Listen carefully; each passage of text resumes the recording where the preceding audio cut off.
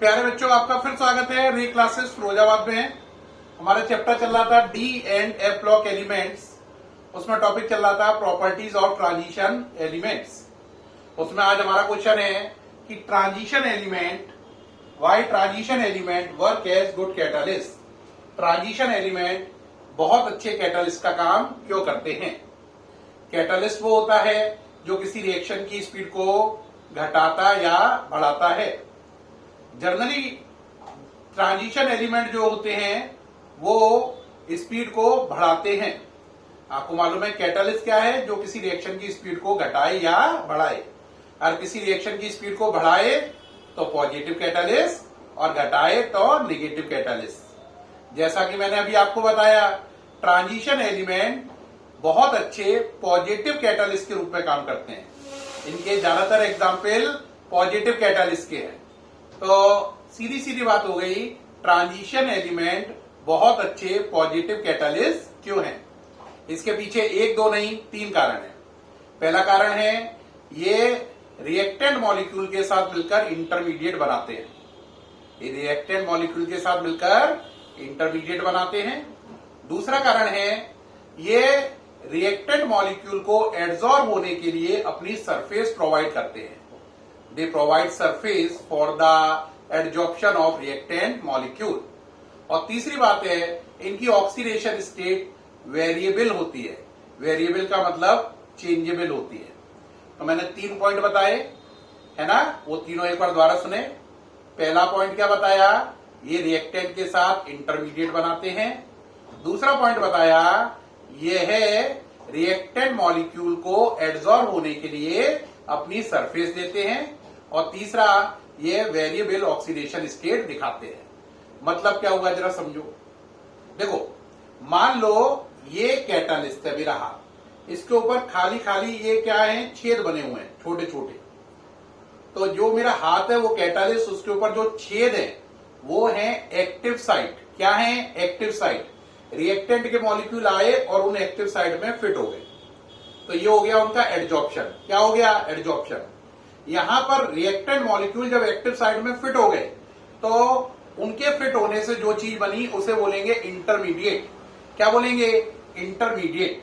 दोबारा समझो, मेरा हाथ कैटलिस्ट, इसकी सरफेस पर छोटे छोटे जो छेद हैं वो एक्टिव साइट, उन पर आके रिएक्टेंट मॉलिक्यूल एड्सॉर्ब हो गए तो बन गया एंजाइम और रिएक्टेंट के बीच में इंटरमीडिएट। इंटरमीडिएट बनने के बाद रिएक्टेंट मॉलिक्यूल ने आपस में रिएक्शन करी और प्रोडक्ट बन गए। प्रोडक्ट बनने के बाद उन छेदों में से वो प्रोडक्ट बाहर निकल गया और वो एक्टिव साइट खाली हो गई जिन पर नए रिएक्टेंट मॉलिक्यूल द्वारा से एड्सॉर्ब होंगे। तो आपको एक्टिव साइट समझ में आई। कैटलिस्ट की सरफेस पर जो पोर्स है जिनमें आके रिएक्टेंट मॉलिक्यूल बैठेंगे वो एक्टिव साइट है।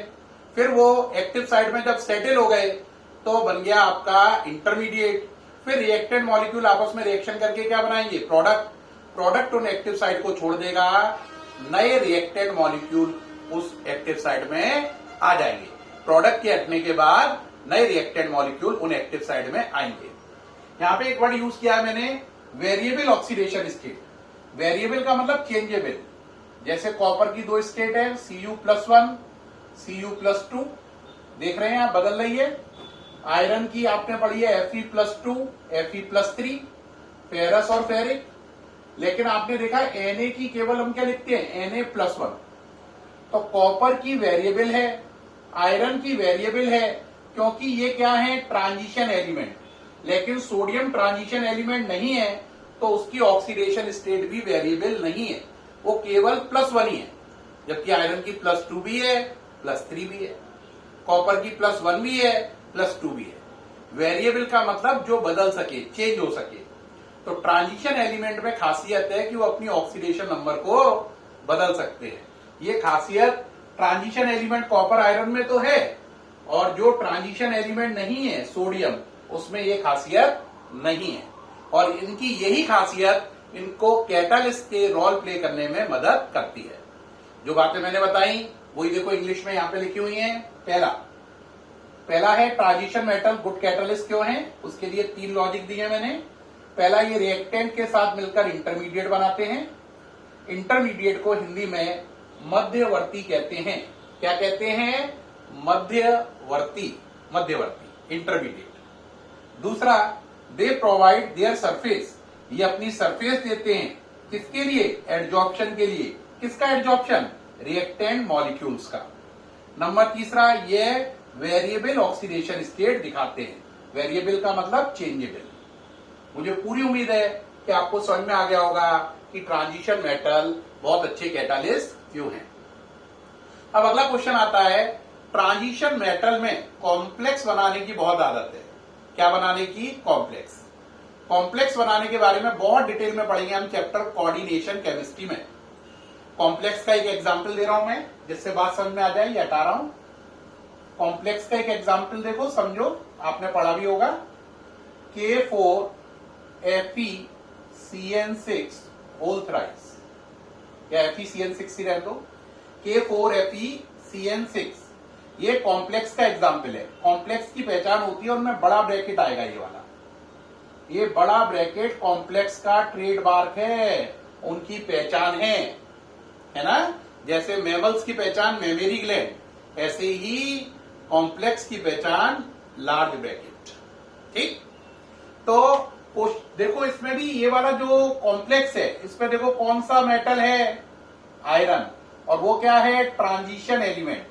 तो कह रहा है आयरन कॉम्प्लेक्स क्यों बनाने की आदत शो कर रहा है, या ट्रांजिशन एलिमेंट कॉम्प्लेक्स क्यों बनाते हैं, है ना।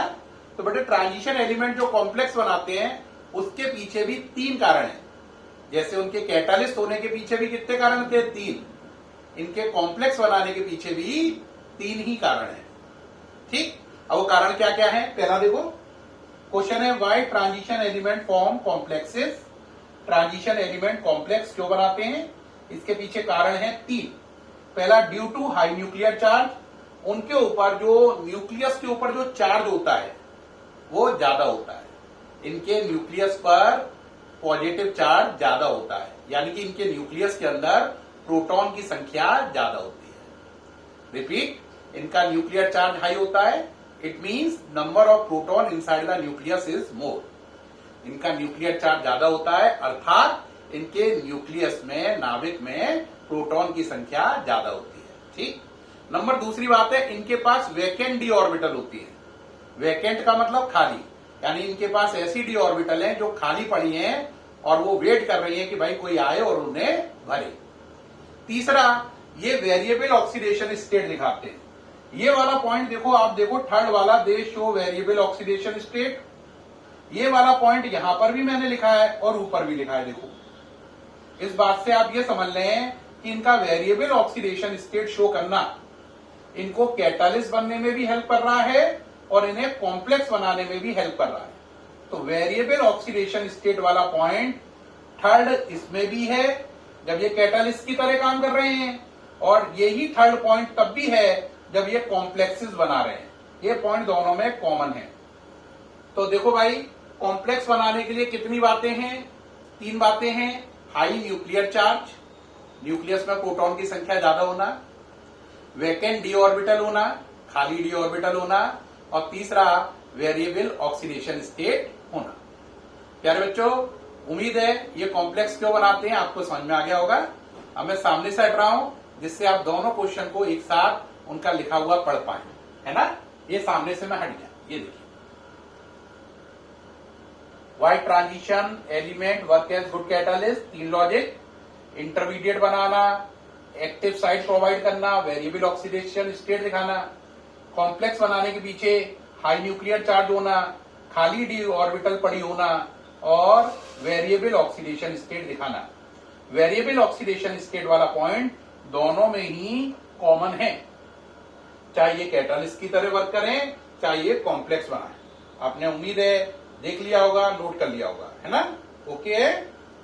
तो इन 2 क्वेश्चन में मैंने डिस्कस किया कि ट्रांजिशन एलिमेंट बहुत अच्छे पॉजिटिव कैटालिस्ट या गुड कैटालिस्ट क्यों हैं, ठीक है। और दूसरे में मैंने डिस्कस किया ये कॉम्प्लेक्स क्यों बनाते हैं। अब हमारा नेक्स्ट क्वेश्चन है, इनके मेल्टिंग और बॉइलिंग पॉइंट हाई होते हैं। क्या होते हैं? मेल्टिंग और बॉइलिंग पॉइंट हाई होते हैं। और अगला क्वेश्चन है, इनकी एंथैल्पी ऑफ एटोमाइजेशन भी हाई होती है। और अगला क्वेश्चन है ये वेरिएबल ऑक्सीडेशन स्टेट क्यों दिखाते हैं। तो 3 क्वेश्चन है अब हम पे डिस्कस करने को। पहला, इनके मेल्टिंग और बॉइलिंग पॉइंट हाई क्यों है। दूसरा, इनकी एंथैल्पी ऑफ एटोमाइजेशन हाई क्यों है। तीसरा, ये वेरिएबल ऑक्सीडेशन स्टेट क्यों दिखाते हैं, है ना। एक एक करके डिस्कस करते हैं। पहले मैं तीसरा वाला कर ले रहा हूं कि ये वेरिएबल ऑक्सीडेशन स्टेट क्यों दिखाते हैं, क्योंकि ये अभी हमने पढ़ा है वेरिएबल ऑक्सीडेशन स्टेट, तो ये बात हमारे दिमाग में अभी फंसी हुई है, तो इसको डिटेल भी हो जाएगी, है ना, थर्ड पॉइंट की। तो पहले हम ये डिस्कस करते हैं, why transition element show variable oxidation state. Why transition element show क्या, वेरिएबल ऑक्सीडेशन स्टेट। बेटा इसकी वजह यह है कि जो ट्रांजिशन एलिमेंट होते हैं उनमें याद करो 4s के बाद 3d आती है, या यूं कह लो 5s के बाद 4d आती है, 6s के बाद 5d आती है, 7s के बाद 6d आती है। यानी कि अगर ये नंबर को हम n मान लें तो ये नंबर हो गया n-1। देखो ये 5 है n, तो 4n-1, ये n-1, ये 7 नंबर n है, तो n-1 क्या हो गया 6। तो हम ये बोल सकते हैं इनके अंदर ns और जो n-1d है, ये बात समझ में आई। जो s के आगे नंबर लिखा है d में, उससे नंबर 1 पीछे, ये 4 तो ये 3, ये 5 तो ये 4, ये 6 तो ये 5, ये 7 तो ये 6। तो मेरा ये कहने का मतलब है कि ट्रांजिशन एलिमेंट में, आंसर ध्यान दें, ट्रांजिशन एलिमेंट में ns और n-1d सबशेल की एनर्जी में डिफरेंस कम होता है। ट्रांजिशन एलिमेंट में ns और n-1d सबशेल की एनर्जी में डिफरेंस कम होता है, तो इलेक्ट्रॉन s से निकलकर d ऑर्बिटल में चले जाते हैं। s ऑर्बिटल से ट्रांसफर कहां हो जाता है, d ऑर्बिटल में। इसी वजह से इनकी ऑक्सीडेशन स्टेट बदल जाती है, क्योंकि इलेक्ट्रॉन प्रमोट हो जाते हैं s से d में, इसीलिए ये अपनी ऑक्सीडेशन स्टेट को भी बदल सकते हैं। तो क्वेश्चन था, ट्रांजिशन एलिमेंट अपनी ऑक्सीडेशन स्टेट को कैसे बदल सकते हैं। बदलने के लिए ही इंग्लिश होती है वेरिएशन। तो इसका उत्तर है क्योंकि इनमें ns और n-1d सबशेल की एनर्जी बराबर होती है, लगभग बराबर होती है, इसलिए इलेक्ट्रॉन s से निकलकर d ऑर्बिटल में प्रमोट हो जाते हैं, और इसी वजह से ये लोग वेरिएबल ऑक्सीडेशन स्टेट दिखाते हैं।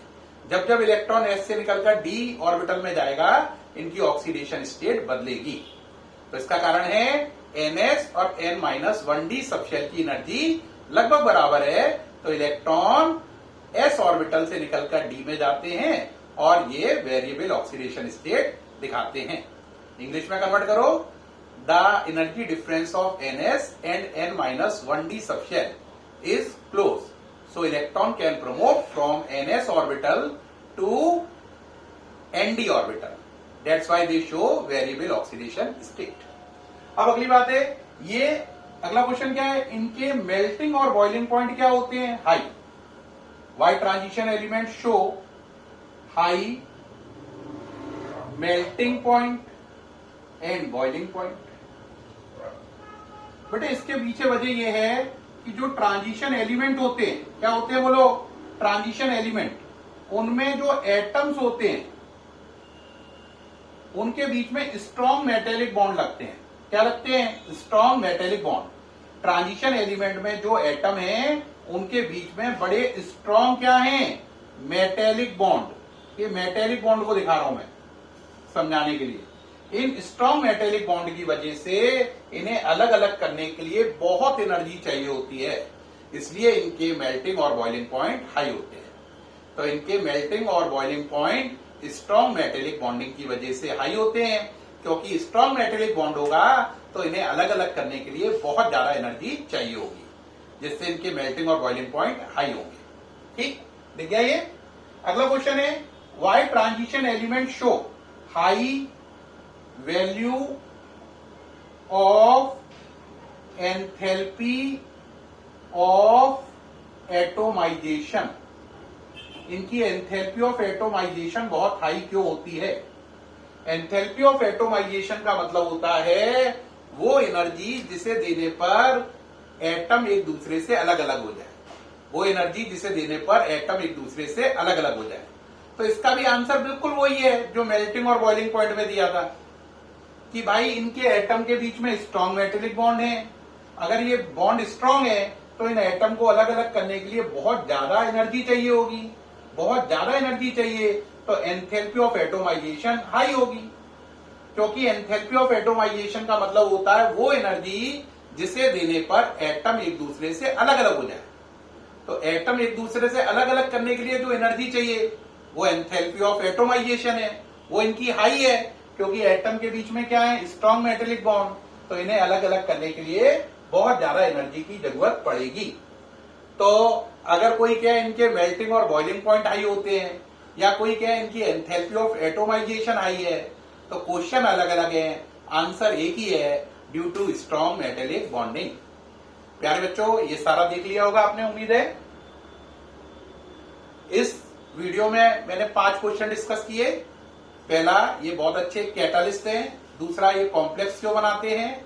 तीसरा, इनके मेल्टिंग और बॉइलिंग पॉइंट बहुत हाई है। चौथा, इनकी एंथैल्पी ऑफ एटोमाइजेशन हाई है। पांचवा, ये वेरिएबल ऑक्सीडेशन स्टेट क्यों दिखाते हैं। उम्मीद है ये वीडियो आपको बहुत पसंद आया होगा और इन 5 क्वेश्चन के आंसर आपको समझ में आ गए होंगे।